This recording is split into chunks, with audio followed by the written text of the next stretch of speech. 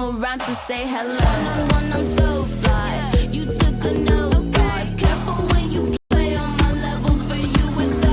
Hey, hello. Motorola Razr 50 Ultra. Flip the script. Hello, Moto. Mr. Sushant Sareen, I want to ask you, when you look at these pictures of, President Putin, President Xi, and Prime Minister Narendra Modi in China, do you think these perhaps would be giving sleepless nights to Donald Trump? Because we haven't really seen any big reaction coming in from there, except the one that Peter Navarro gave, which we'll talk about a bit later.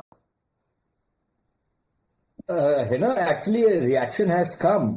We have a Truth Social post from President Trump, and he seems to have piped down a little bit.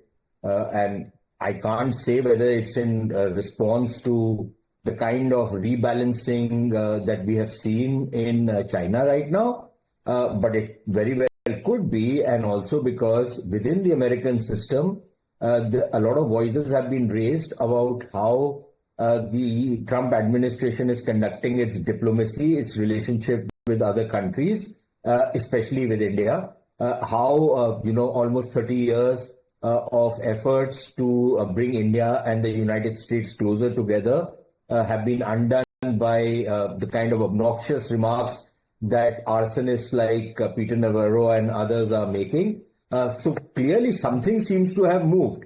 But whether the Americans or the current administration is going to spend sleepless nights, I can't say with any degree of certainty right now.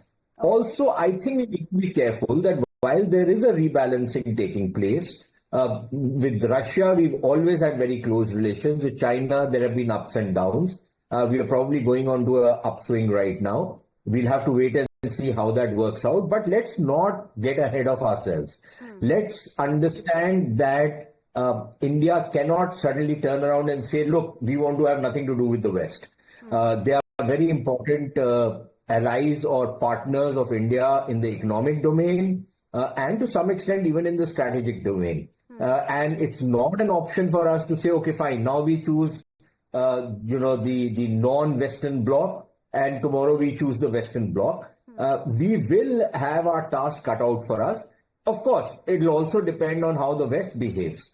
If the Americans were to, climb down from the high horse that they've climbed on, then of course I think, some of the bitterness that has surrounded the relationship with the United States will be probably reduced. But if the Americans were to double down and start leaning on Europe and other countries to continue putting pressure on India for something that they're blaming India wrongly, then of course, all bets are off on how this relationship is